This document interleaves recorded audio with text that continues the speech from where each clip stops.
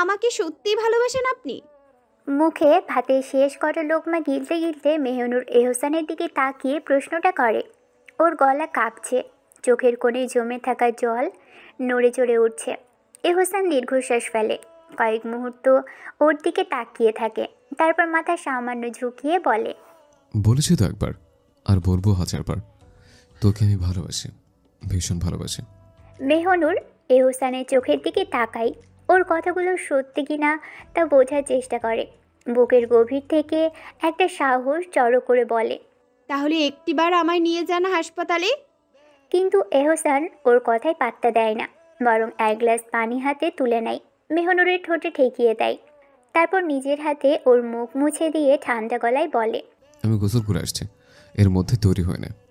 মেহনুরের চোখে এক মুহূর্তের জন্য আশার আলো জ্বলে ওঠে। এহসান কি তবে সত্যি ওকে নিয়ে যাবে, সত্যিই পরিবারের কাছে ফিরতে দিবে?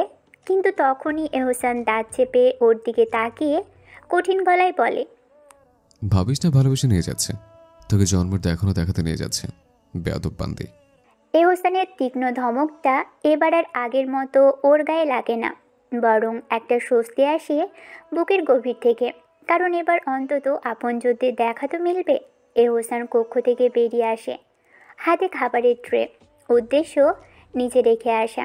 খানিকটা হলেও মনে প্রশান্তি এসেছে, অন্তত মেহনুর এবার কিছুটা শান্ত হলো। সারাদিন ধরে এই নারী ওকে পাগল করে ছেড়েছে, ভিতরটা শুধু খাবলিয়েছে।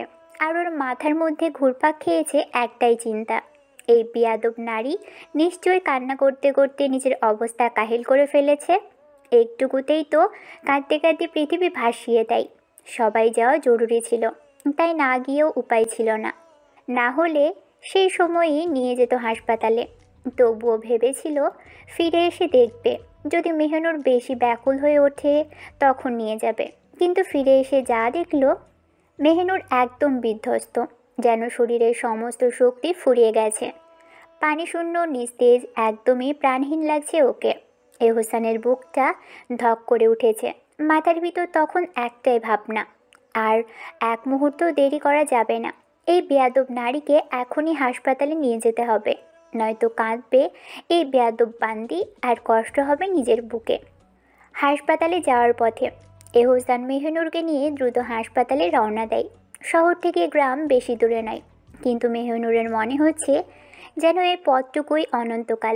সে চুপচাপ বসে আছে, চোখের জল টুপটুপ করে পড়ছে। নিকাবের নিচে চাপা কান্নার শব্দ এহসানের কাছে আসতেই ও দীর্ঘশ্বাস ফেলে। গাড়ির স্টিয়ারিং শক্ত করে ধরে মৃদুস্বরে বলে, আচ্ছা, তোর চোখের আড়ালে কি কোনো ছাগল লুকে রেখেছিস? মেহনুর হতভম্ব হয়ে ওর দিকে তাকায়, তবে কিছু বলে না। ঘৃণা লাগছে তার, ঘৃণা। এহসান মৃদু হাসে, এক ঝলক ওর দিকে তাকিয়ে আবারও রাস্তার দিকে মনোযোগ দিয়ে বলে, মানে যখনই দেখি তখনই তো চোখ ভাসিয়ে দিস, এত পানি আসে কোত্থেকে? এক হাতে স্টিয়ারিং সামলে অন্য হাত দিয়ে নিজের রুমালটা বের করে ওর দিকে বাড়িয়ে দেয়। এই নে বেয়াদব, চোখ মুছে এবার। মেহনুর চুপচাপ রুমালটা নেয়, চোখের উপর থাকা হালকা কালো পর্দাটা সরিয়ে চোখ মুছতে শুরু করে। এহসান ওর দিকে তাকিয়ে থাকতে থাকতে হঠাৎ বুকের ধুকপুকানি টের পায়। নেকাবের নিচে লুকিয়ে থাকা সেই মায়াবী চোখ জোড়া এখন সম্পূর্ণ উন্মুক্ত, যেন এক টুকরো রাতের আকাশ। গাড়ি চালানো ভুলে যেতে ইচ্ছে করছে এহসানের, শুধু এক দৃষ্টিতে তাকিয়ে থাকতেই মন চাচ্ছে। মেহনুর যখন চোখ মুছে আবার পর্দাটা লাগানোর জন্য হাত বাড়াই, তখনই এহসান গম্ভীর স্বরে বলে, এখন লাগাবি না, আমি তৃষ্ণা পেটাচ্ছি, দেখতে পাচ্ছিস না? মেহনুর দাঁত চেপে রাগি চোখে তাকাই, কিন্তু কিছু বলে না, শুধু চুপচাপ বসে থাকে। এহসান আবারও বলে, হাসপাতালে পৌঁছলেই লাগাস, এখন রেখে দে হাতে। গাড়ি দ্রুত টাউনের দিকে এগিয়ে চলে। বেশি দেরি হয় না, মিনিট 15-এর মধ্যেই হাসপাতালের সামনে এসে পৌঁছে ওরা। হাসপাতালের সামনে এসে এহসান গাড়ি থেকে নেমে আসে, নিজের গায়ে চাদরখানা অর্ধেকটা টেনে নেয়, যাতে তার মুখটা বেশি দেখা না যায়। মিডিয়ার সামনে ধরা পড়া মানে বিশৃঙ্খলা, আর এই মুহূর্তে কোনো বিশৃঙ্খলা সে চায় না। তার থেকে বড় কথা, মেহনুরকে কেউ দেখে ফেলুক, সেটা সে একদমই বরদাস্ত করবে না। মেহনুর নিজের চোখের উপরের পর্দাটা ঠিকঠাক করে নেয়। তখনই এহসান ওর পাশে এসে দরজা খুলে দেয়। গাড়ি থেকে নামতেই ঠান্ডা বাতাস মেহনুরের মুখ ছুঁয়ে যায়, কিন্তু তার মনে ঝড় বয়ে যাচ্ছে। পায়ের নিচের মাটিটা যেন কাঁপছে। তার বাড়ির মানুষজন কেমন আছে? দাদিজানের কী অবস্থা? আব্বা, বড় ভাইজান? ভাবতে ভাবতেই সে এক পা ফেলে। তখনই এহসান ওর এক হাত শক্ত করে ধরে ফেলে। মেহনুর বিস্ময়ে তাকায়, কিন্তু এহসান কোনো কথা না বলেই ওর হাত ধরে এগিয়ে যেতে থাকে।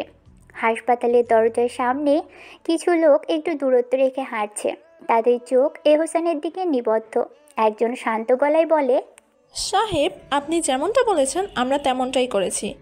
এহসান ওদের এক পলক দেখে নিয়ে বলে, সেদিকে যদি একটা লোকও দেখি তাহলে বুঝে নিস আমি কি করতে পারি। একজন সঙ্গে সঙ্গে বলে, না সাহেব, কেউ আসবে না। দুপাশে 4 জন পাহারায় আছে, আর হসপিটালের অনুমতি তো আছেই। আর এটা 40 অনুপাতে তো আপনিই মালিক। এহসান আর কিছু না বলেই মেহনুরকে নিয়ে ভিতরে প্রবেশ করে। মেহনুরের মন এসবের ধারের কাছেও নেই। তার মন পড়ে আছে তার পরিবারের দিকে। তারা কেমন আছে? দাদিজান কিভাবে আছেন? বড় ভাইজান এখন কি করছেন? সে কি জানে এসবের ব্যাপারে? এসব চিন্তা ওকে কুড়ে কুড়ে খাচ্ছে। মন চাচ্ছে এহসান যেমন মানুষের কলিজা ছিঁড়ে আনে, তেমনই এহসানের কলিজাটাও ছিঁড়ে নিতে। কিন্তু সে কিছু করতে পারবে না, কারণ এই এহসান তালুকদারের আওতায় তার পরিবার। বেশি কিছু করলে না জানি কি করে বসে এই পাষাণটা। এহসান ওকে নিয়ে হাসপাতালের এক করিডোরে নিয়ে আসে, যেখানে ওর বাবা চাচারা আছেন। মেহনুর অবাক হয়ে যায়। এই করিডোরের চারিদিকে একটাও সাধারণ মানুষও নেই, অথচ হাসপাতাল তো সবসময় ভিড়ে ঠাসা থাকার কথা। কিন্তু এখানে একেবারে নিস্তব্ধতা, যেন কেউ ইচ্ছে করেই পুরো করিডোর ফাঁকা করে রেখেছে। এই নীরবতা তার কেমন অস্বস্তিকর লাগতে থাকে। তখনই ডান পাশের একটা কক্ষ থেকে এক পরিচিত মুখ বেরিয়ে আসে। সে আর কেউ না, ও ছোট ভাইজান মেহরুব। মাথায় ব্যান্ডেজ, পায়ে ব্যান্ডেজ, মুখেও ক্লান্তির ছাপ। মনে হচ্ছে প্রচণ্ড কষ্ট নিয়ে সে নিজেকে ভর দিয়ে দাঁড়িয়ে হাঁটছে। কান্নাজড়িত কণ্ঠে ডাক দেয় মেহনুর। ছোট ভাইজান। ও ডাক শুনে মেহরুব থমকে দাঁড়ায়, ধীরে ধীরে সামনে তাকায়। আর যখন দেখে তার ছোট্ট পরীটাকে এহসান নিয়ে এসেছে, তখন তার মুখটা আনন্দে ভরে যায়। কিন্তু তার পরক্ষণেই চোখ স্থির হয়ে যায় এক জায়গায়। মেহনুরের নিষ্পাপ হাতখানি এহসান শক্ত করে ধরে আছে। বুকের ভিতর তীব্র জ্বালা অনুভব করে মেহরুব। ওর প্রিয় পরীটাকে এক পাপিষ্ঠ পুরুষের হাতের মুঠোয় দেখে সে আর নিজেকে সামলাতে পারে না। খুব কষ্ট হয় এটা দেখে যে তার পরীটা আজ এক পাপিষ্ঠ পুরুষের আগলে। মেহনুর এহসানের পানে তাকিয়ে দ্রুত বলে ওঠে, আমার হাতটা ছেড়ে দিন দয়া করে, একবার শুধু ভাইজানের কাছে যাই। এহসান তাকিয়ে থাকে কিছুক্ষণ মেহনুরের চোখ পানে, তারপর ধীরে ধীরে মেহনুরের হাত ছেড়ে দেয়। হাত ছাড়া পেতেই মেহনুর ছুটে গিয়ে মেহরুবকে জড়িয়ে ধরে। মেহরুবও ওকে বুকের মাঝে চেপে ধরে, যেন তার সমস্ত কষ্ট নিমেষেই উধাও হয়ে যায়। নিজের বোনকে বুকে পেয়ে রত্ন পাওয়ার মতো আগলে নেয় আপন বুকে নিজ বোনকে। মেহনুর কান্না করতে করতে বলে, ভাইজান তুমি ঠিক আছো তো? আব্বার কি হয়েছে? মেহনুর আর কিছু বলতে পারে না, কান্নায় গলা আটকে আসে। মেহরুবর কপালে চুমু খেয়ে বলে, হ্যাঁ, আমি ঠিক আছি আপ্পি, আর আব্বাও ঠিক আছে। তুই কাঁদিস না প্লিজ কলিজা, তুই ঠিক আছিস তো? মেহনুর চোখে জল মুছে বলে, হ্যাঁ ঠিক আছি, ওরা অযত্নে রাখিনি আমায়। মেহনুর আর কিছু বলে না, নিজ ভাইজানের বুকে মাথা রেখে হু হু করে কাঁদতে থাকে আর বলতে থাকে, ভাইজান ওই পশুটাকে আমি কতবার বলেছি তোমাদের বাঁচাতে, কিন্তু সে কিছু করেনি। সে খুব নিকৃষ্ট ভাইজান, খুব নিকৃষ্ট। মেহরুব মেহনুরের মাথায় হাত বুলিয়ে দিতে দিতে বলে, তোর সাথে কিছু করছে বল, তোকে মেরেছে বল, তোর সাথে কোনো অমানুষিক কাজ করেছে বল, আমায় বল, আমি ওকে কেটে ফেলবো। তুই শুধু বল কিছু করছে তোর সাথে, বল ভাইজানকে বল। মেহনুর মেহরুবের বুক থেকে মাথা তুলে মেহরুবের চোখে জল মুছে দিতে দিতে কান্না আটকে গলায় বলে, না না ভাইজান কিছু করেনি, আমার সাথে কিছু করেনি, তুমি কোনো চিন্তা করো না। ঠিক তখনই কেবিনের দরজা খুলে একজন ডক্টর বেরিয়ে আসেন। মেহনুর এক পলক তাকিয়ে দেখে সেদিকে, তারপর হতভম্ব হয়ে বলে ওঠে, বড় ভাইজান। মেহরাজ। ওর বড় ভাই মেহরাজ ওদের দিকে তাকায়, চোখ বড় বড় হয়ে যায়। কিছু মুহূর্ত একে অপরের দিকে থমকে তাকিয়ে থাকে। তারপর বিস্ময় কাটলেই মুহূর্তের মধ্যে সে ছুটে আসে, মেহনুরকে জড়িয়ে ধরে। আজ মেহরাজ নিজেকে আটকে রাখতে পারল না। পুরুষটা সহজে কাঁদে না, কিন্তু আজ মেহরাজ আর নিজেকে সামলাতে পারে না। নিজের কলিজার টুকরো বোনকে বুকের মাঝে টেনে নিয়ে ফুপিয়ে কেঁদে ওঠে। মেহনুরের কপালে অসংখ্যবার চুমু খেতে খেতে ফিসফিস করে বলে, কেমন আছিস প্রাণ আমার? মেহনুর ওর বুকের মধ্যে মুখ গুজে ফিসফিস করে বলে, ভালো নেই ভাইজান, একটুও ভালো নেই। আমি যে কলঙ্কিত হয়ে গেছি। আমি তোমাদের আগলে আর নেই। আমি সেই পাপিষ্ট পুরুষের হাতে বন্দি হয়ে গেছি। মেহনুরের এমন আহাজারি শুনে মেহরাজ দিশেহারা হয়ে যায়। সে ধরা গলায় বলে, সব ঠিক হয়ে যাবে, সব আমি এসে গেছি, আমি সব ঠিক করে দেবো। এই বলে মেহনুরকে নিজের বুক থেকে একটু সরিয়ে করিডোরের নিশ্চিন্তে বসে থাকা এহসানের দিকে চোখ ঘুরিয়ে ফেলে। দাঁতের দাঁত চেপে বলে ওঠে, তোকে ওর হাত থেকে আমি ছিনিয়ে আনবো। মেহনুর আটকে ওঠে ওর মুখ চেপে ধরে বলে, এমন কথা বলো না ভাইজান। যদি উনি শুনে ফেলেন, উনি তোমায় মেরে ফেলবেন। তুমি জানো না, তোমাদের ধারণার বাইরে এই এহসান তালুকদার কতটা ভয়ঙ্কর। ওনার অন্তরে নেই দয়ামায়া, শুধু আছে পাপ আর নিষ্ঠুরতা। মেহরাজের গা জ্বলে যায়। ওর থেকে তোকে আমি ছিনিয়ে আনবো। মেহনুর দু হাতে মেহরাজের বাহু ধরে অসহায় কণ্ঠে বলে ওঠে, ভাইজান, আব্বা কই? আমার আব্বারে দেখব। কথাটা বলেই সে মেহরাজের হাত ছেড়ে কেবিনের দিকে পা বাড়ায়, কিন্তু মেহরাজ মুহূর্তেই ওর পথ রোধ করে। দুহাতে ওর কান চেপে ধরে নরম স্বরে বলল, এখন দেখবি না মেহনুর, এখনো জ্ঞান ফেরেন। আমি এইমাত্র চেক করে এসেছি। কিন্তু মেহনুর মানতে চায় না, জেদ চেপে বলে, না, আমি একটাবার দেখব ভাইজান, শুধু একটাবার। এইবার মেহরুব সামনে এসে ওর মাথায় হাত রেখে শান্ত স্বরে বলল, এত জেদ করিস না মেহনুর, আব্বাকে তুই অবশ্যই দেখবি, কিন্তু এখন ওনার অবস্থা এমন যে দেখা সম্ভব নয়। মেহনুর ধীর হাতে নেকাব খুলে নেয়। সে ভালো করেই জানে এহসান হারাম পুরুষদের প্রবেশ নিষিদ্ধ করে দিয়েছে, তাই এখানে নিশ্চিন্তে নেকাব খোলা যায়। চোখের জল হাতের কবজি দিয়ে মুছে ফেলে সে। তারপর ফিসফিসিয়ে বলে, কে বলেছে দেখতে পারবো না? আমি দেখবই। মেহরুব তখন মলিন গলায় মেহরাজের দিকে ইশারা করে বলল, ওই তো আমাদের ডাক্তার সাহেব। দেখ ডাক্তার সাহেব, সামান্য চোট লেগেছে বলে আমাকেও অজ্ঞান করে চিকিৎসা দিয়েছেন।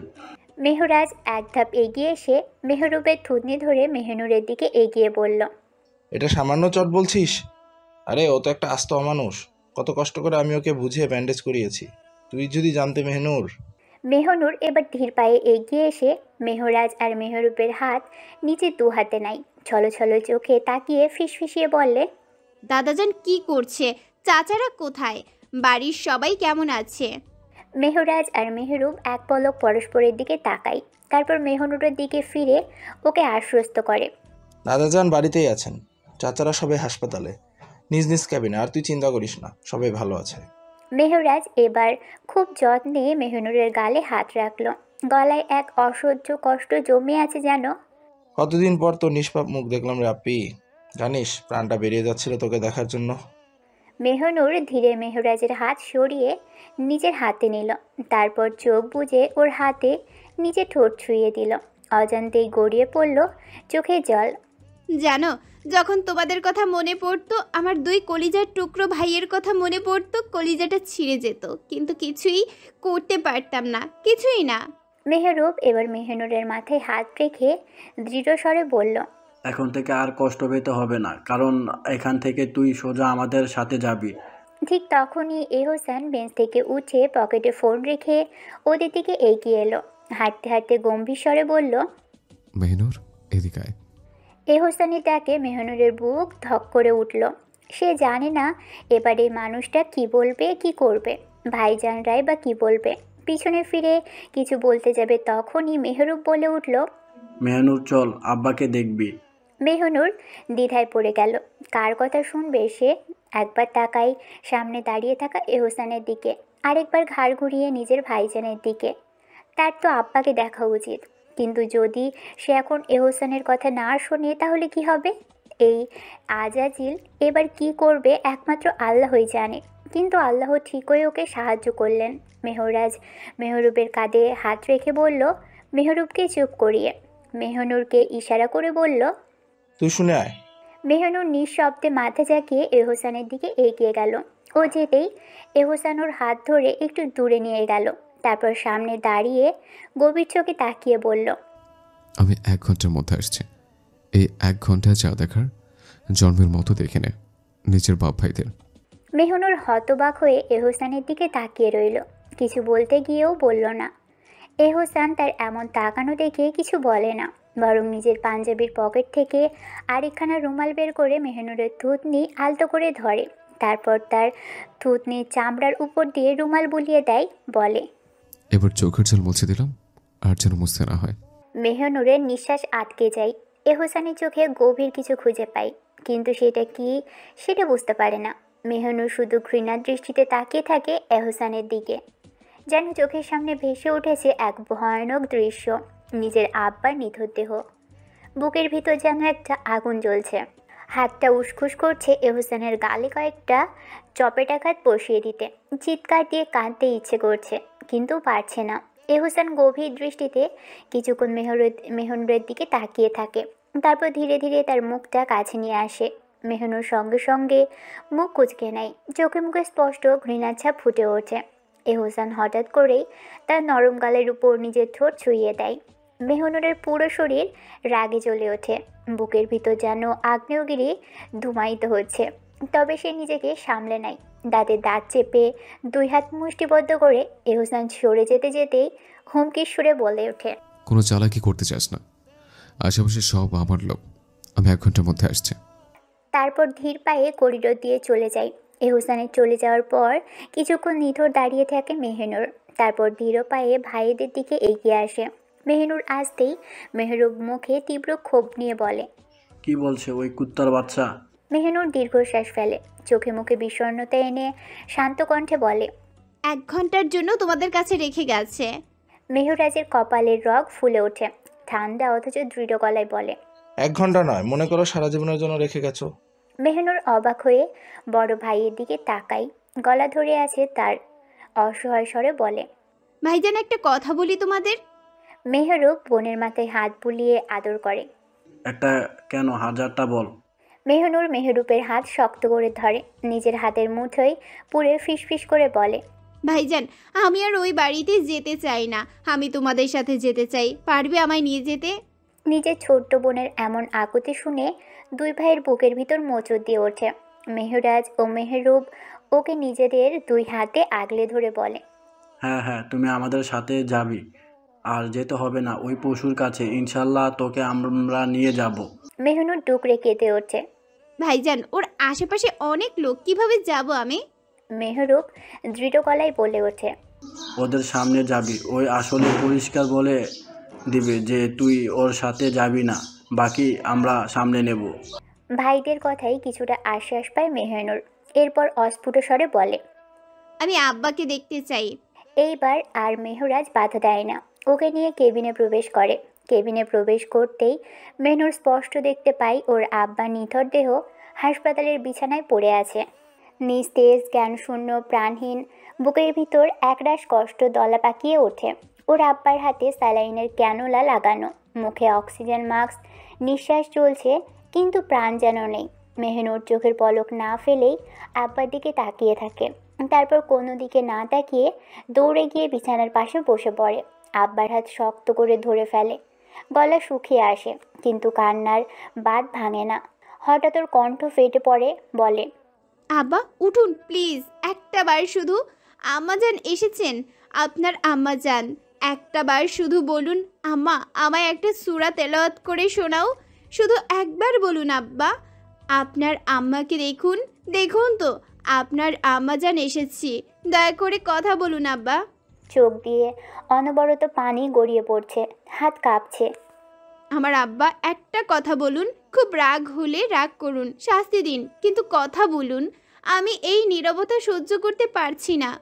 কিন্তু হাসপাতালের সাদা বিছানায় শুয়ে থাকা মানুষটা একদম নিস্তেজ, কোনো সাড়া নেই। মেহনুর তখন কেঁদে ওঠে, বুক চাপড়ে বিলাস করতে থাকে।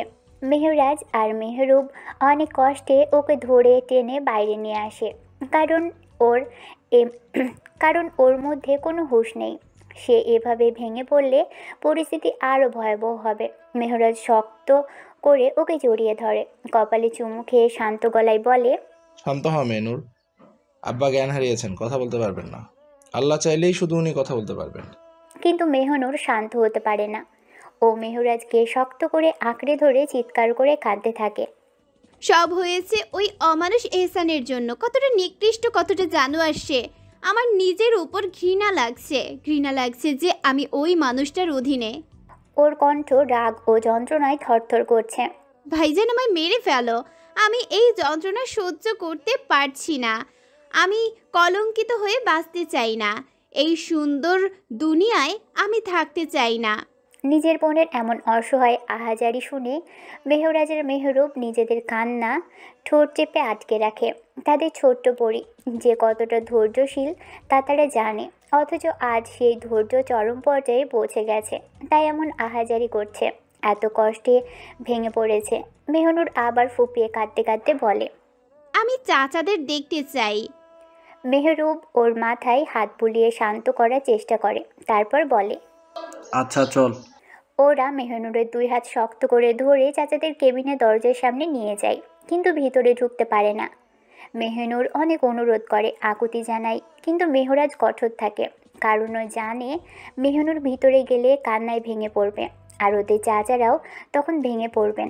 তখন সামলানো আরও কঠিন হয়ে যাবে। হাসপাতালের বেঞ্চে নিথর হয়ে বসে আছে মেহনুর, আর তার দুই ভাই মেহরাজ আর মেহরুব মাথা রেখে বসে আছে ওর কাঁধে।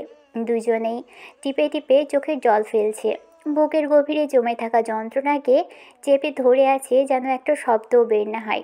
মেহনুর ওদের গালে হাত রাখে, স্নেহ ভরা চোখের জল মুছে দিয়ে নরম গলায় বলে, তোমরা কাঁদছো আর আমায় বলছো না কাঁদতে। তোমরা কাঁদলে আমি কিভাবে নিজেকে ঠিক রাখবো বলো? মেহনুরের কথায় মেহরাজের মেহরুব এক দীর্ঘশ্বাস ফেলে, কিন্তু কাঁধ থেকে মাথা সরায় না, যেন ওদের একমাত্র আশ্রয় এই মুহূর্তে ওদের বোনের উষ্ণতা। একটু নড়ে চড়ে বসেই মেহনুর মেহরাজের দিকে তাকিয়ে প্রশ্ন করে, ভাইজান, তুমি এখানে কিভাবে এলে? কবে এলে? মেহরাজ দম নিয়ে বলে, শ্বাসকষ্ট বেড়ে গেছিল, হাসপাতালে ভর্তি ছিলাম, তখন সিনিয়র ডাক্তাররা আমাকে কয়েকদিনের ছুটি দিল। সুস্থ হতেই দেশে ফেরার টিকিট কাটলাম, কিন্তু দেখ কেমন আজীব ব্যাপার, বাড়ি যেতে পারলাম না, উল্টো হাসপাতালে ছুটতে হলো। এসে দেখি আব্বা আর চাচারা। আর এখানে এসে অনেক কষ্টে অনুমতি নিলাম হাসপাতালে কর্তৃপক্ষ থেকে, তারপর আব্বার চিকিৎসা শুরু করলাম। মেহনুর চোখে জল মুছে ফেলে, ও ঠোঁট কাঁপে, কণ্ঠ কেঁপে যায়। মনে আছে ভাইজান, যেদিন তুমি বিদেশে গেলে সেদিন আব্বা আর চাচারা বুক ফুলিয়ে বলেছে নিজেদের এক ছেলেকে ডাক্তার বানাচ্ছি, যাতে রক্তাক্ত হলে নিজের ছেলের কাছ থেকে সেবা পাই। মেহরাজের অন্তরটা আবেগে ভেসে যায়, বুকের ভিতর এক অজানা শূন্যতা, এক চাপা কষ্টের স্রোত বয়ে যায়। চোখের জল গড়িয়ে পড়ে গাল বেয়ে। মেহরুব ক্লান্ত, ভীষণ ক্লান্ত। এত কিছু সহ্য করার মতো শক্তি যেন আর অবশিষ্ট নেই। নিজের বোনের কাঁধে মাথা রেখে অজান্তেই চোখ বুজে আসে। মেহনুর এক পলক ছোট ভাইয়ের দিকে তাকিয়ে থাকে, তার নরম শ্বাসের ওঠানামা অনুভব করে।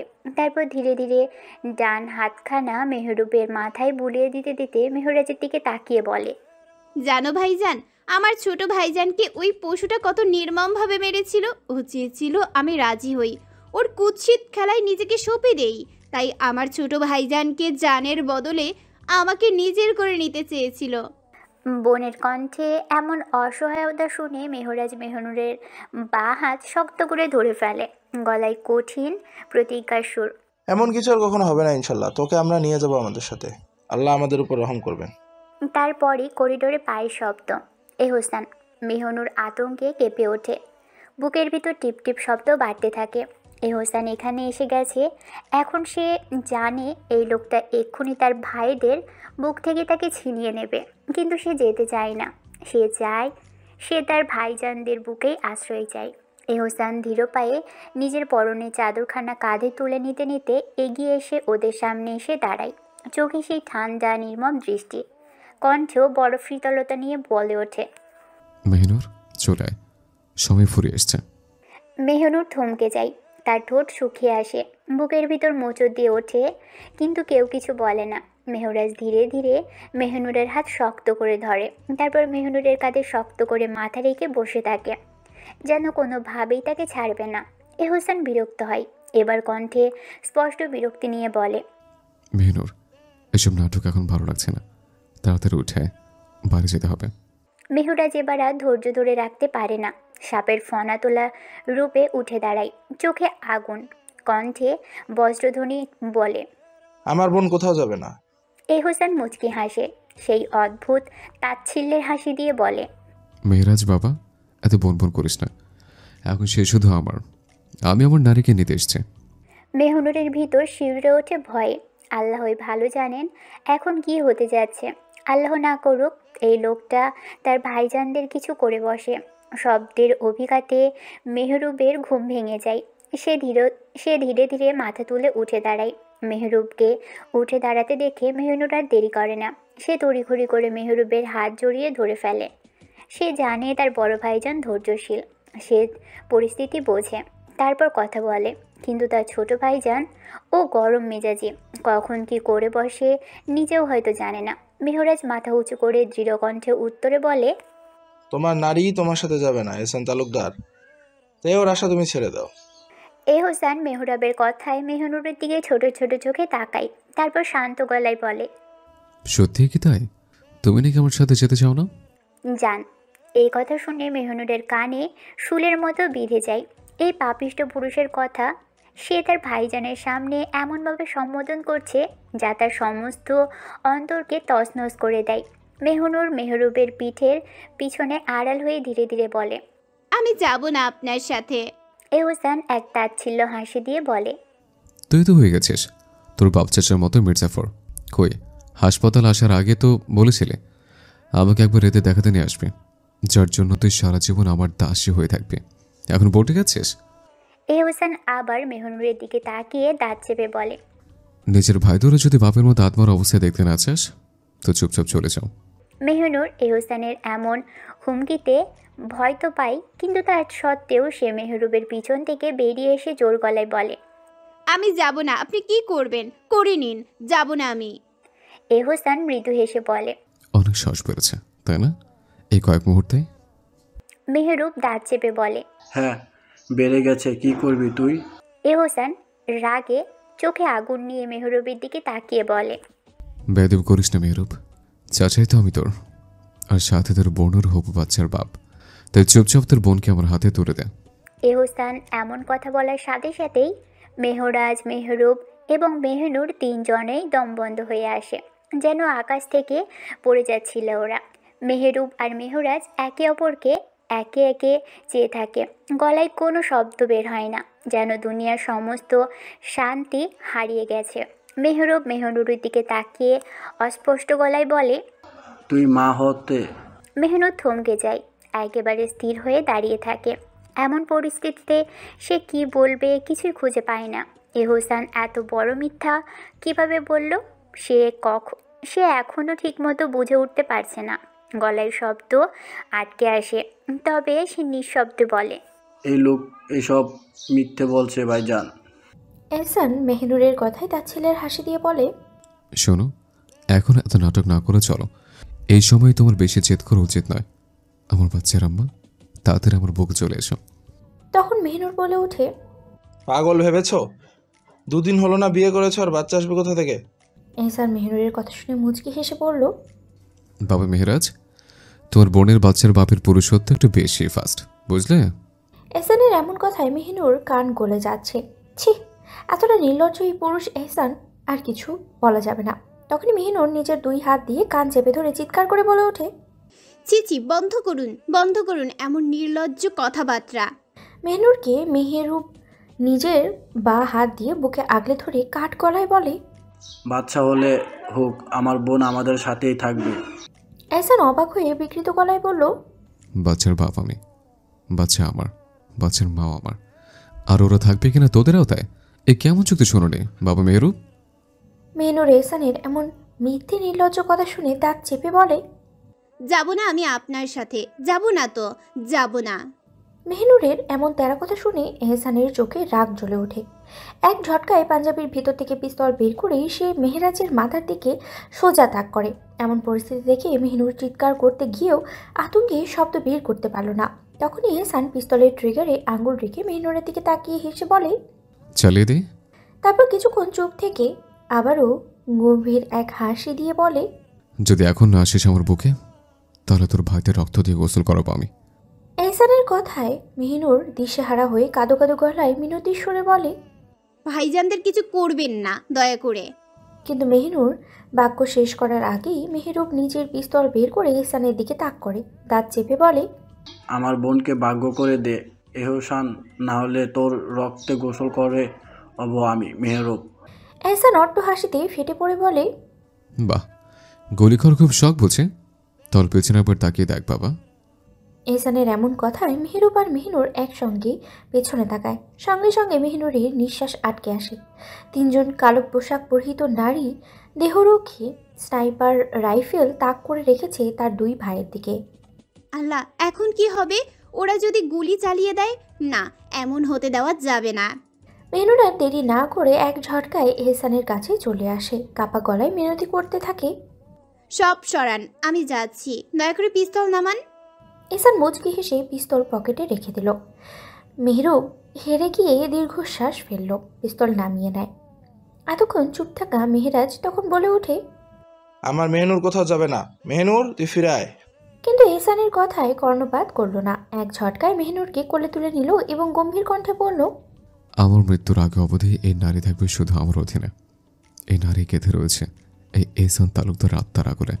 এহসান ওদের এমন হুমকি দিয়ে মেহনুরকে বুকে চেপে ধরে হাঁটতে শুরু করে এবং মেহনুর একবার দুবার করে অনেক কষ্টে এহসানের বুক থেকে উকি দিয়ে পেছনে ফিরে তাকায়। তার ভাইজানদের পানে বুকটা ছিঁড়ে যাচ্ছে, কিন্তু আফসোস কিছু করতে পারছে না। তার দুই ভাই স্তব্ধীভূত হয়ে দাঁড়িয়ে আছে, চোখে নীরব কষ্ট। করিডর পেরিয়ে এহসান ওকে নিচু গলায় বলল, মুখের ওপর নিকাব টেনে নে। মেহনুর ক্ষীণস্বরে বলে, নেকাব ওখানে কোথাও পড়ে গেছে। এহসান দীর্ঘশ্বাস ফেলে বলল, তাহলে আমার গলায় মুখ গুছে মুখ লুকিয়ে নে। এখানে অনেক হারাম পুরুষ আছে। মেহনুরের ভিতরটা মোচড় দিয়ে ওঠে। এই পুরুষের বুকেই তাকে মুখ লুকাতে হলো, তাও এই মুহূর্তে। কিন্তু এখন কিছু করার নেই। সে ধীরে ধীরে হাত বাড়িয়ে এহসানের গলা জড়িয়ে ধরল এবং নিজের মুখ গুজে দিল এহসানের উষ্ণ ঘাড়ে। এহসান চোখ বন্ধ করে কয়েক মুহূর্ত দাঁড়িয়ে রইল, যেন নিজের নারীর উষ্ণতা অনুভব করতে পারে। তারপর ধীর পায়ে সামনের দিকে হাঁটতে শুরু করলো।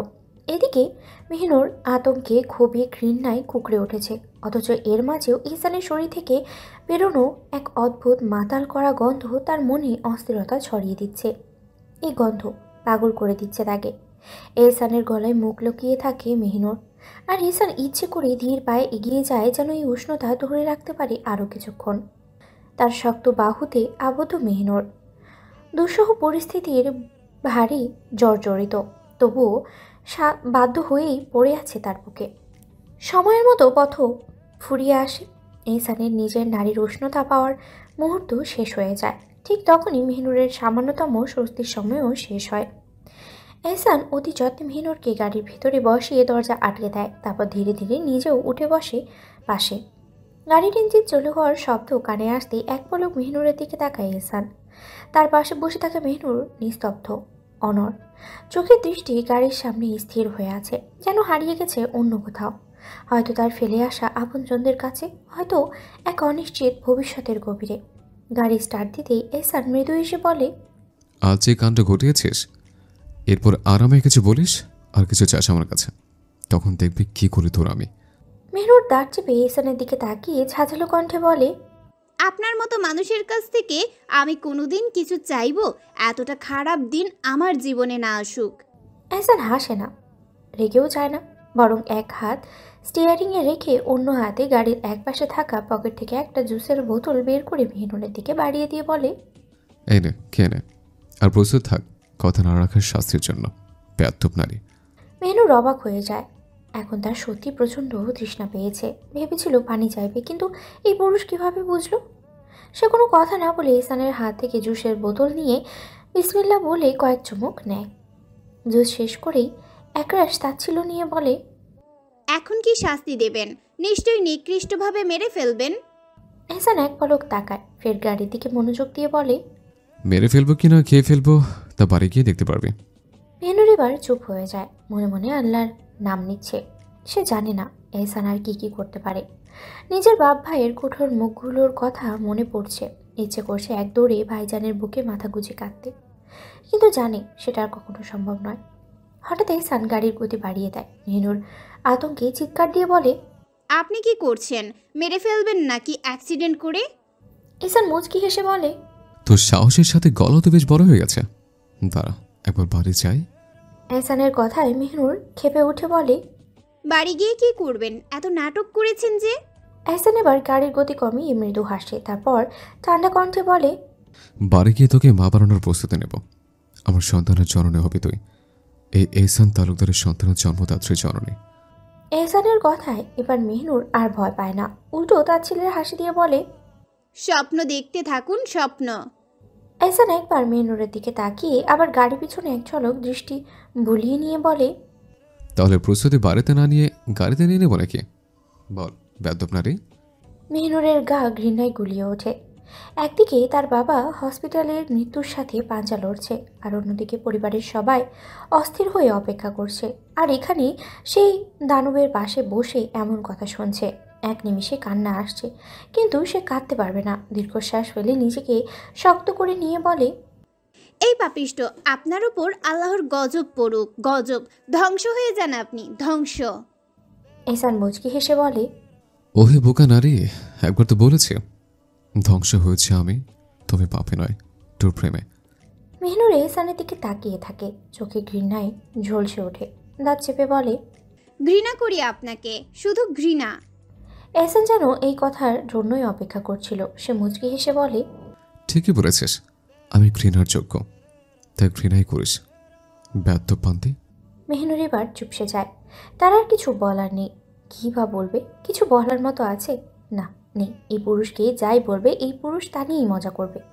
মেহরুব ফুপিয়ে কাঁদছে, কিন্তু মেহেরাজ কাঁদছে না, বরং ধীর স্থির গলায় মেহরুবকে বলে, আমাদের বোনকে আমাদেরই ঠান্ডা করতে হবে, কিন্তু কিছুদিন ধৈর্য ধরতে হবে, ঠান্ডা মাথায় খেলতে হবে। মেহরুব হতভম্ব হয়ে তাকায়। মেহেরাজের চোখে যেন শীতল বরফ। তুই কি মনে করলি মেহরুব এহসান তালুকদার শুধু বদমেজাজি? না, সে খুবই তীক্ষ্ণ বুদ্ধি সম্পন্ন, তাই ওর সাথে ওর মতো করেই খেলতে হবে। মেহরুব চোখ মুছে ফেলে। মেহেরাজের কণ্ঠে যে আত্মবিশ্বাস, সেটা শুনে এবার সে একটু হলেও শান্ত হয়। একসময় পথ ফুরিয়ে আসে। ওরা এসে পৌঁছায় তালুকদার বাড়িতে। বাড়ির গেটে শুধু দারোয়ানই ছিল, আর পুরো বাড়ি ঘিরে ছিল নিস্তব্ধতা। সবাই গভীর ঘুমে আচ্ছন্ন, অথচ এখনও সবে 10:30 বাজে। বাড়ির প্রতিটা কোণে যেন গভীর রাতে তলিয়ে গেছে এক রহস্যময় নীরবতা ছড়িয়ে আছে চারিপাশে। এহসান মেহনুরকে নিয়ে ঘরে প্রবেশ করে। মেহনুর একবার চোখ বুলিয়ে নেয় পুরো ঘরে। সব কিছু এলোমেলো। এটা সে নিজেই করেছে রাগের মাথায়। এখন গুছিয়ে নেওয়াটাও তারই দায়িত্ব। এহসান বিছানার দিকে এগিয়ে গিয়ে নিজের চাদর শরীর থেকে সরিয়ে রাখে, তার কণ্ঠে ব্যাঙ্গের ছোঁয়া। বেদ্যপ পান্তি, ঘর পরিষ্কার কর। কি অবস্থা করেছিস দেখ ঘরের। মেহনুর এক পলক তাকায় তার দিকে, তারপর বিরক্তি আর ঘৃণায় চোখ সরিয়ে নেয়। কোনো জবাব না দিয়ে কাপড় রাখার কক্ষে চলে যায়। উদ্দেশ্য নিজের বোরখা খুলে সব কিছু গোছানো। সে ধীর স্থিরভাবে বোরখা, হাতের মোজা, পা মোজা খুলে নেয়। তারপর ওড়না জড়িয়ে ঘর থেকে বেরিয়ে আসে। নিজেকে একেবারে অসহায় মনে হচ্ছে তার। কি পরিস্থিতিতে এসে পড়ছে সে, কিন্তু আর কিছু করার নেই, এখানেই থাকতে হবে। নিজের মনের কষ্ট চেপে ধরে ধীরে ধীরে সব কিছু গোছাতে শুরু করে। এহসান আয়েশ করে বিছানায় বসে মেহনুরের কার্যক্রম লক্ষ্য করছে। কার্যক্রম না বলে বরং বলা যায় সে তো তার নারীকে দেখছে, মন ভরে প্রাণ ভরে, এক অপার তৃষ্ণা নিয়ে। মেহনুর নিখুঁতভাবে সব গুছিয়ে নেয়, শুধু মেঝে ঝাড়ু দেওয়া আর বিছানা ঠিক করাই বাকি। সে ক্লান্ত চোখে বিছানার দিকে এগিয়ে আসে। এহসানকে বেহায়ার মতো নিজের পানে তাকিয়ে থাকতে দেখে দাঁত চেপে বলে, উঠুন। এহসান মেহনুরের পানে ঠান্ডা চোখে তাকায়, তারপর এক চিলতে হাসি টেনে বলে, সুন্দর করে কথা বলে কি মুখে ফোসকা পড়ে যাবে? মেহনুর রাগে চোখ বড় করে তাকায়। হ্যাঁ পড়বে, গজবও পড়বে। এহসান দীর্ঘশ্বাস ফেলে বিছানা থেকে নেমে যেতে যেতে বলে। এটা বলতে বলতেই সে চলে যায় বেলকনির দিকে। উদ্দেশ্য রাতের আকাশের নিচে বসে সূরা আল রহমান তালাওয়াত করা। এদিকে এহসান চলে যায়। পরে মেহনুর বিছানার সব বালিশগুলো সোফায় রেখে দেয়। তারপর সে বিছানায় চাদর এক টানে তুলে নেয়, যেন তো সুন্দর করে বিছাতে পারে। চাদরটা টানতেই হঠাৎ খট শব্দে কিছু একটা পড়ে যায়। মেহনুরের অসহায়ভাবে হাত পা কাঁপতে থাকে। তার মনে হয় হয়তো এহসানের মোবাইল সে ফেলে দিয়েছে, কারণ তাড়াহুড়ো করতে গিয়ে কোনো দিকে না দেখেই চাদরখানা টেনে ফেলেছে। যদি সত্যি ফোন পড়ে যায় তবে কি হবে? তার সারা শরীরে এক ধরনের অজানা ভয় ছড়িয়ে পড়ে। সে কোনো কিছুতে খেয়াল করতে পারে না, শুধুমাত্র ভয়ের সাথে চাদরটা টান দেওয়ার পরে যেটা হলো সেটাই তার সমস্ত মনোযোগ আকর্ষণ করেছে। এহসান না জানে কী করে এখন। সে ধীর পায়ে মেঝেতে বসে যায়, একটু থমকে গিয়ে বিছানার চাদরটা সরিয়ে নেয়। তৎক্ষণেই তার শ্বাস কিছুটা স্বাভাবিক হয়, কারণ তার ধারণা ভুল ছিল। এটা মোবাইল নয়, বরং একটা আতরের বোতল, এবং সৌভাগ্যবশত এটি ভাঙেনি আল্লাহর হুকুমে। একটু স্বস্তির নিঃশ্বাস ফেলে সে বুকের উপরে হাত রাখে, আল্লাহর প্রতি কৃতজ্ঞতা জানায়। এরপর সেদিকেই তার দৃষ্টি পড়ে, আর সে আতরের বোতলটি হাতে নেয়। বোতলটি অত্যন্ত সুন্দর, সোনালি ধাতব আবরণের মুড়ে দেওয়া আর স্বচ্ছ কাচের মিশ্রণ। তাই মেহনুর এটি কৌতূহল নিয়েই হাতে তুলে নেয়। বোতলটা হাতে নিতেই মেহনুর সেই চিরচেনা পাপিষ্ঠ পুরুষের শরীরের ঘ্রাণ অনুভব করে। সে তৎক্ষণাৎ বোতলটি নাকের কাছে ধরে। নাকের কাছে নিতেই তার অবচেতনে মনে হয় সে এহসানের বুকে নাক ডুবিয়ে দিয়েছে। মেহনুর স্পষ্টভাবে অনুভব করে এটাই এহসানের সেই মন মাতানো করে তোলা সুগন্ধি। মেহনুর তার হাতে থাকা আতরের বোতলটি কুটিয়ে কুটিয়ে দেখে। স্পষ্টভাবে বোতলের গায়ে লেখা আছে আল হারামিন মাসউদ। বোতলটি দেখে মেহনুর বুঝতে পারে এতে রয়েছে আম্বার, মস্ক এবং উদের সমাহার, যা আমাদের প্রিয় রাসূলুল্লাহ সাল্লাল্লাহু আলাইহি ওয়াসাল্লামের অত্যন্ত পছন্দের সুগন্ধি। মেহনুর দ্রুত বোতলটি রেখে আসে কাপড় রাখার কক্ষে। তারপর তাড়াতাড়ি বিছানা গুছিয়ে নেয়। ঈশার নামাজের সময় হয়ে গেছে। সে কাপড় নিয়ে গোসল করতে বাথরুমে প্রবেশ করে। গোসল শেষে উজু করে বেরিয়ে আসে। তারপর বেলকনির দিকে এগিয়ে যায়, উদ্দেশ্য ভেজা চুলে দেওয়ালা মেলে দেওয়া। বেলকনিতে আসতেই তার চোখ পড়ে এহসানের দিকে। সে একটি চেয়ারে বসে আছে, শূন্য দৃষ্টিতে আকাশের দিকে তাকিয়ে আছে। আকাশের নক্ষত্রেরা কি তার মতোই একা? মেহনুর এক পলক তাকিয়ে তার দিকে, তারপর দীর্ঘশ্বাস ফেলে টাওয়ালটা রেলিংয়ে মেলে দেয়। মেহনুরকে গোসল করতে দেখে এহসান মেহনুরের পানি ঘাড় ঘুরিয়ে তাকিয়ে বলে, এখন আর কেন করলি গোসল? একটু পরে তোর করতে হবে আবারও ফরজ গোসল। এহসানের এমন কথায় মেহনুর কঠোরভাবে তাকায় ওর পানে, কিন্তু কিছু বলে না। এটা নামাজের সময়, আর কিছু বললেই আবার তর্কাতর্কি শুরু হয়ে যাবে। তার এই মুহূর্তে তর্কাতর্কি একদম ভালো লাগছে না। নিজের বাবাকে নিয়ে চিন্তায় বিষণ্ণ হয়ে আছে অন্তরাত্মা। মেহনুর চুপচাপ ঘরে এসে নামাজে দাঁড়ায়। নামাজ শেষে মেহনুর জায়নামাজে অনেকক্ষণ বসে দোয়া দরুদ পড়ে। ফের দু হাত তুলে এই পৃথিবীতে সবচেয়ে আপন যিনি, তার দরবারে দুই হাত তুলে মোনাজাত শুরু করে।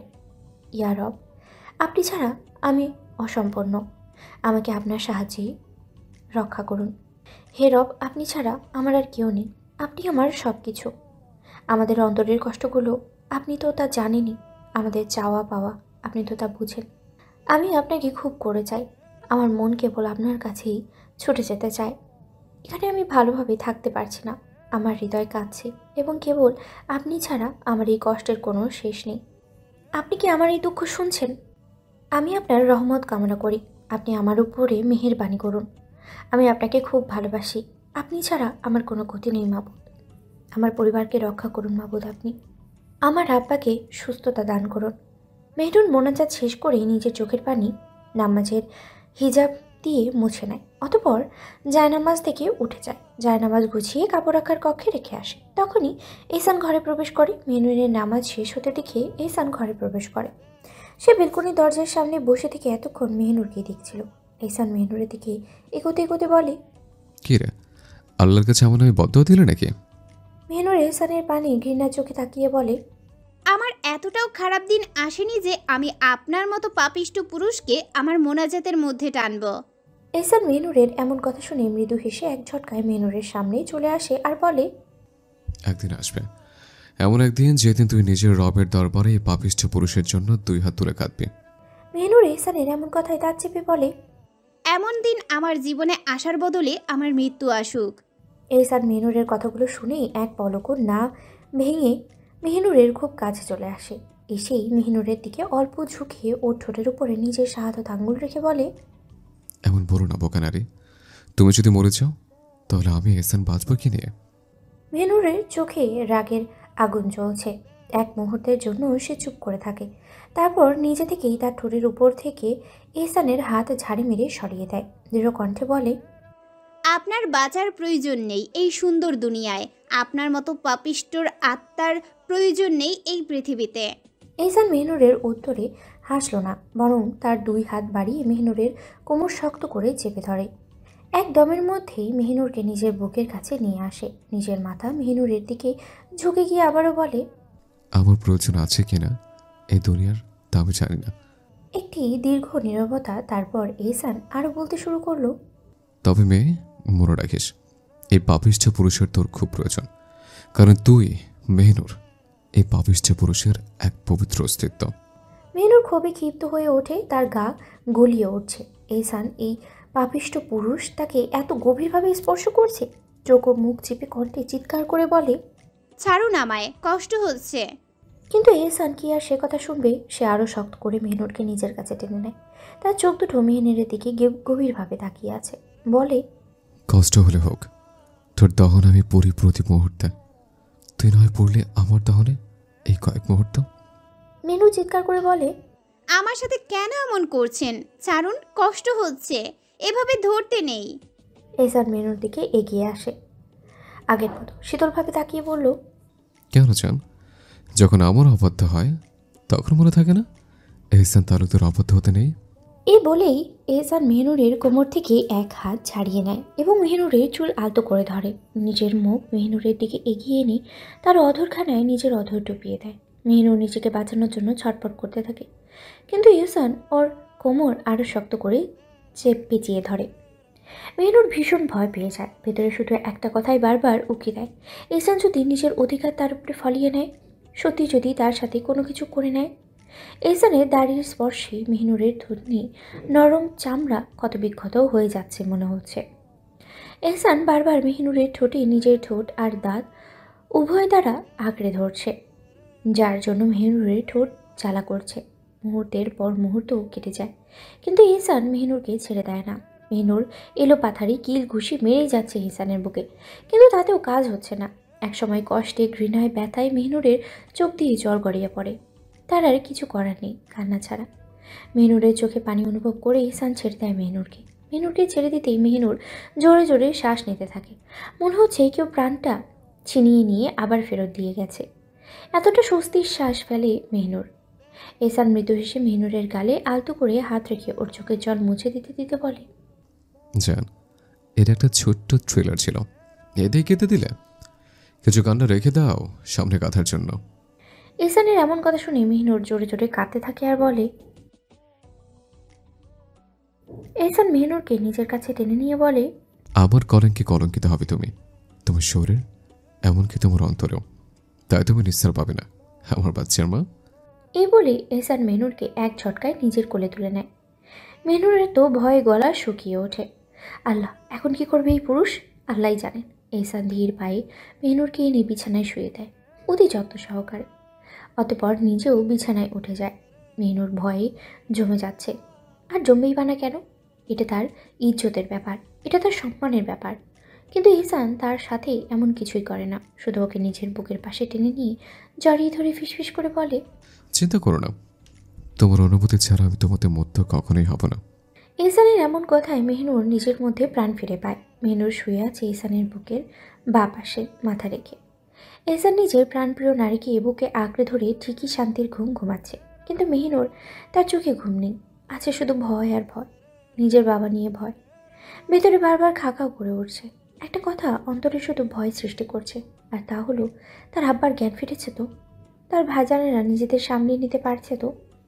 এইসব ভাবতে ভাবতেই প্রহর কেটে যাচ্ছে, কিন্তু মেহনুরের ভাবনা শেষ হচ্ছে না। রাত এখন বাজে 1:10। মেহনুরের চোখে ঘুম নেই। মেহনুর মনে মনেই ভাবছে, যদি একটাবার ফোন দিয়ে জিজ্ঞেস করতে পারতো, তার ছোট ভাইয়ের ফোন নাম্বার তো তার মুখস্থ রয়েছে। মেহনুর অনেকক্ষণ ভেবে সিদ্ধান্ত নেয় সে এহসানের মোবাইল দিয়েই ফোন দেবে তার ভাইজানকে। কিন্তু কিভাবে দিবে এটা ভেবে তো হাত পা কাঁপছে। যদি এহসান বুঝে নেয় তো সে শেষ। কিন্তু এটাই একমাত্র উপায় নিজের মনকে শান্ত করার। তাই 7-5 না ভেবে ধীরে ধীরে মাথা তুলে এহসানের বুক থেকে, অতঃপর অতি সাবধানে এহসানের হাত নিজের থেকে সরায় এবং বালিশের নিচে হাত প্রবেশ করে মোবাইল খুঁজতে থাকে। কিন্তু সে মোবাইল পায় না। ভাবতে থাকে হয়তো এহসানের পাঞ্জাবির পকেটে, তাই ধীরে ধীরে এহসানের পাঞ্জাবির পকেটে হাত প্রবেশ করে খুঁজতে থাকে মোবাইল। কিন্তু আফসোস, তা সে পায় না।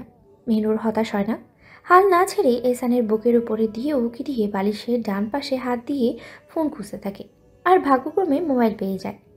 মোবাইল হাতে নিয়ে মেহনুর শান্তির নিঃশ্বাস ফেলে, কিন্তু আবারও বিভ্রান্তিতে পড়ে যায়। মোবাইল লক করা, এখন কি করবে? মোবাইলটা হাতে নিয়ে এপিট ওপিট দেখে।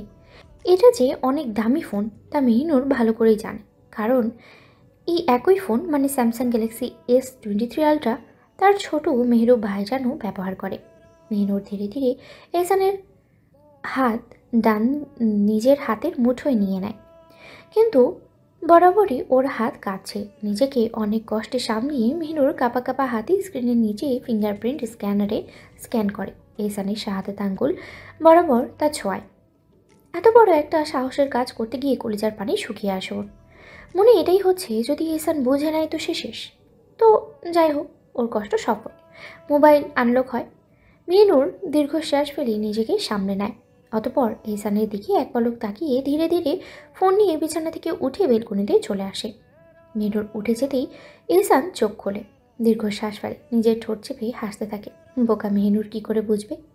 যখন সে এহসানের বুক থেকে মাথা তুলেছে তখনই এহসানের ঘুম ভেঙে গেছে। সে তো মেহনুর ঠিক কি করতে পারে সেটাই চোখ বুঝে এতক্ষণ আজ করছিল। এহসান মৃদু হাসতে হাসতে নিজে নিজেই বলে, এহসান তালুকদার, তুমি যতটা মারাত্মক চালাক ঠিক ততটাই মারাত্মক বোকা তোমার নারী। এহসান দীর্ঘশ্বাস ফেলে বেলকনির দিকে তাকিয়ে বলে, তুমি ভীষণ বোকা আমার প্রাণ, তুমি আমার বোকা ফুল, তুমি আমার স্নিগ্ধ বোকা ফুল। এদিকে মেহরুবের ফোনে কয়েকবার ফোন করে, কিন্তু মেহরুব ফোন তোলে না। তবে অনেকবার ফোন করায় মেহরুব ফোন তুলেই মেহরুব ভয়াবহ একটা চিৎকার করে বলে, কি সমস্যা? ফোন কেটে দিচ্ছিস তো? এত রাতে কোনো ফোন কেন বারবার দিচ্ছেন? মেহরুবের এমন ধমক শুনে কিছুটা ভড়কে যায়, তবে গেলে সে আস্তে করে বলে, ভাইজান, আমি মেহেরুন। নিজের ছোট্ট বউয়ের গলা শুনে যেন নিজের মধ্যে প্রাণ ফিরে পায়, আর হাসি মাখা গলায় বলে, তুই ঠিক আছিস তো? ওই কুত্তার বাচ্চা তোর সাথে কিছু করিনি তো? হ্যাঁ, আমি ঠিক আছি ভাইজান, আবার জ্ঞান ফিরেছে তো? মেহনুর ঠিক আছে শুনে মেহরুব একটু শান্তি পায় আর বলে, হ্যাঁ হ্যাঁ, আব্বার জ্ঞান ফিরেছে। আব্বা ভালো হয়ে যাবেন ইনশাল্লাহ, তুই চিন্তা করিস না। এই কথা শুনে মেহনুর নিজের মধ্যে প্রাণ ফিরে পায়, স্বস্তির নিঃশ্বাস ফেলে বলে, আচ্ছা ভাইজান, তোমরা ভালো থেকো। এই ফোন ওনার, আমি চুরি করে তোমার সাথে কথা বলতে। এই বলে মেহনুর ফোন কেটে দেয়। অতপর মোবাইল থেকে মেহরুবের নাম্বার কেটে দেয়। আর কথা বলতে পারছে না সে, ভয়ে হাঁটু কাঁপছে। মেহনুর ফোন শেষ করে এক শান্তির নিঃশ্বাস ফেলে, আকাশের দিকে তাকিয়ে আবেগী গলায় বলে, হি আল্লাহ, আপনি আমার আর্তনাদ শুনেছেন, তার জন্য লক্ষ কোটি শুক্রিয়া। আপনার দরবারে মাবুদ, আপনি আমার আব্বাকে সুস্থ করে দিন, আমার পরিবারকে আপনার হেফাজতে নিয়ে নিন। অতপর তপ্ত শান্তির শ্বাস ফেলে মেহনুর ধীর পায়ে ঘরে প্রবেশ করে। ঘরে প্রবেশ করে ধীরে ধীরে এসে বিছানায় উঠে যায়। একেবারে এহসানের নিকটে চলে আসে এবং এহসানের মুখের উপরে হাত নাড়ায়। এটা পরীক্ষা করতে যে এহসান সজাগ কিনা, কিন্তু এহসান একটুও প্রতিক্রিয়া দেখায় না, কারণ সে তার বোকা ফুলের আরও বোকামি মন ভরে আজ করতে চায়। এহসানের কোনো প্রতিক্রিয়া না দেখে মেহরুব একটু স্বস্তি পায়। অতঃপর আলগোছে এহসানের মোবাইলটা জায়গা মতো রেখে দেয় এবং নিচে অতি সাবধানে বিড়ালের মতো ঘাপটি মেরে এহসানের বুকে লেপটে যায়। এহসানের হাত আলতো করে ধরে এনে নিজের পিঠে রাখে, যাতে এহসান কোনো কিছু টের না পায়। এদিকে এহসান তো বিশ্বাসই করতে পারছে না যে তার নিজের নারী এভাবে বিড়ালের মতো ঘাপটি দিয়ে তার বক্ষস্থলে শুয়ে থাকবে। মেহনুরের চোখে এখন ঘুম আসে। কথায় আছে, মন অশান্ত না থাকলে চোখেও নিদ্রার দেখা মেলে। তাই এতক্ষণ মেহনুরের ঘুম আসেনি, কিন্তু এখন আল্লাহর হুকুমে সে ঘুমাতে পারে। মেহনুর ঘুমানোর খানিকক্ষণ পর এহসান বুঝতে পারে যে তার নারী ঘুমিয়ে গেছে, তাই নিজে তাকে জাপটে জড়িয়ে ধরে। তার নারীকেও নিজের বক্ষস্থলে নিয়ে সে নিজেও ঘুমের দেশে পাড়ি জমায়। সকালবেলা এহসান ফজরের নামাজ পড়ে এসে নিজের মাকে সালাম দেয়। মায়ের সাথে কিছু সময় ভালো মন্দ কথা বলে অতপর জিজ্ঞেস করে, আম্মা, মেহনুর এখনো নিচে আসেনি? এনিসা বেগম এহসানকে বলেন, এসেছে বাবা, সে রান্নাঘরে কাজ করছে। এদিকে মেহনুর রান্নাঘরে আয়েশা বেগম, আমিনা বেগম এবং এশাকে কালকের সব ঘটনা খুলে বলছে আর এক ধরে কাঁদছে। ওনারাই প্রথমে এইসব নিয়ে জিজ্ঞেস করেছিলেন, তাই মেহনুর বাধ্য হয়ে এগুলো বলেছে। এসব শুনে আয়েশা বলে, ছোট ভাইজান বেশি করে ফেলেছে, এটা ঠিক নয়। ঈশা দীর্ঘশ্বাস ফেলে মেহনুরের মাথায় হাত বুলিয়ে দিতে দিতে বলে, কি করবি রে, এটাই চিরসত্য যে ভাইজান তোকে কখনোই ছাড়বে না, আর না তোর পরিবারের কাউকে শান্তিতে থাকতে দিবেন। এত ক্ষোভ ওনার তোর বাপ চাচার প্রতি, আল্লাহ মাফ করুন। তখনই এনিসা বেগম রান্নাঘরে প্রবেশ করতে করতে বলেন, মেহনুর, তাড়াতাড়ি তুমি চা বসাও, এহসান তো বসে আসে চায়ের অপেক্ষায়। মেহনুর নিজের চোখের জল মুছে বলে, কয় কাপ দিব? দাদাকে এনাম চাচা, এমরান চাচাকে দিব না? চাচা দাদা এখনও মেহনুর ওদের চাচা দাদা বলেই সম্বোধন করছে। তা শুনে সবাই অবাক হয়ে যায়। এনিসা বেগম মেহনুরকে বলেন, মেহনুর, তুমি তাকে দাদা নয় আব্বা বলবে, আর ভাইজান বলে ডাকো। এখন আর তারা তোমার দাদা চাচা নয়, আর উনি আর ওরা দুজন এখন বাড়িতে নেই, তাই শুধু এক কাপ চা দাও। মেহনুর কিছু বলে না, কী বা বলবে, বলার ভাষা থাকলে তো বলতে পারতো, কিন্তু এরা তো অন্যায়কে অন্যায় হিসাবে মেনে নিয়েছে, তাই এদের বোঝানো বা কিছু বলার সাধ্য তার নেই। তাই চুপচাপ চা তৈরি করতে মনোযোগ দে। মেহনুর চা কাপে ডালে ট্রে নিয়ে বলে। এদিকে সবাই সকালে নাস্তা তৈরি করতে ব্যস্ত। কেউ পিঠে বানাচ্ছে, কেউ রান্না করছে, কেউ অন্য জাতের নাস্তা তৈরি করছে। তাই এনিসা বেগম বলেন, তুমি একটু কষ্ট করে দিয়ে আসো।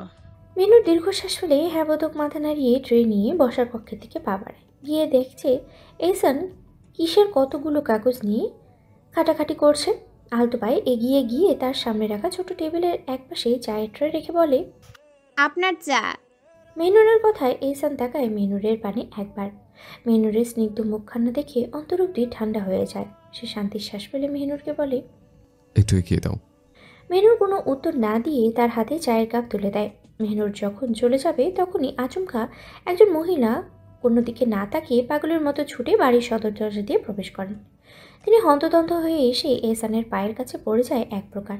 সেই মহিলা জোরে জোরে শ্বাস নিয়ে কাঁদতে কাঁদতে বলেন, ক্ষমা করবেন সাহেব, আপনাদের মহলে লুকিয়ে প্রবেশ করেছি, কিন্তু আমার আশাটা ভীষণ জরুরি ছিল, তাই। এ বলে উনি হু হু করে কেঁদে ওঠেন। উপস্থিত মেহনুর এহসান কিছুটা অপ্রস্তুত হয়ে যান। আর এমন পরিস্থিতিতে তো সবাই ভয় পাবে। তবুও এহসান দাঁড়িয়ে যায়, তাকে শান্ত করার চেষ্টা করে।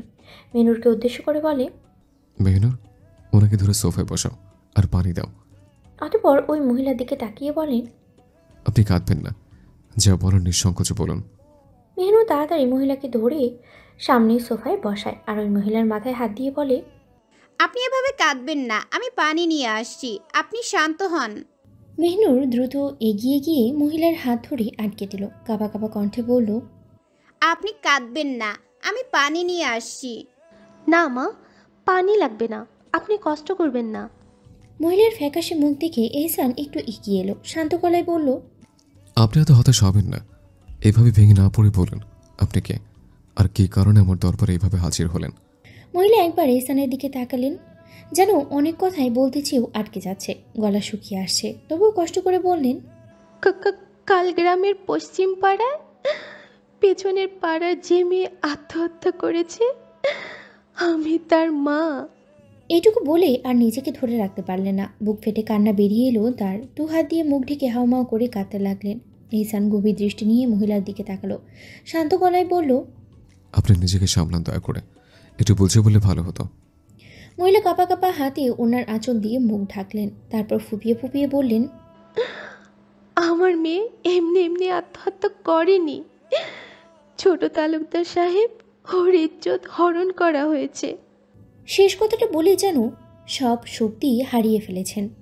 আর কিছু বলতে পারলেন না, শুধু ফুপিয়ে ফুপিয়ে কাঁদতে লাগলেন। এই কথা শোনার পর এহসানের চোখ মুখ কঠিন হয়ে গেল, চোয়াল শক্ত হয়ে উঠল, কপালের রগ ফুলে উঠল রাগে। কি তার গ্রামে এইসব হচ্ছে আর সে কিছুই জানে না? কঠিন গলায় বলল, আপনি সব খুলে বলুন। মহিলা কিছু বলতে পারল না, শুধু কাঁদতেই লাগলো। মেহনুর ধীরে ধীরে ওনার মাথায় হাত বুলিয়ে দিল, সান্ত্বনার সুরে বলল, দেখুন মা, আপনি খুলে বলুন, আপনার কথা পুরো না শুনলে তো বোঝা যাবে না। আপনি বলুন, ধীরে স্থির হয়ে বলুন। মেহনুরের কণ্ঠে অদ্ভুত মায়া ছিল।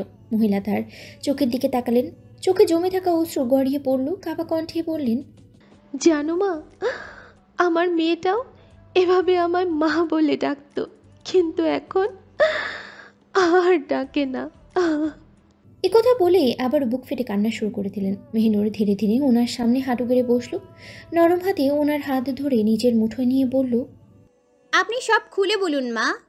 এ বলেই তিনি ডুকরি কেঁদে উঠলেন। এহসানের মগজ টকবক করতে থাকে, কিন্তু তবুও নিজেকে শান্ত রেখে বললেন। আপনি কি পুলিশের কাছে যাননি? মহিলা নিজের আঁচলে মুখ গুজে কাঁদতে কাঁদতে বললেন, বাবা, আমার মেয়েটা আধমরা হয়ে বাড়ি এসেছিল।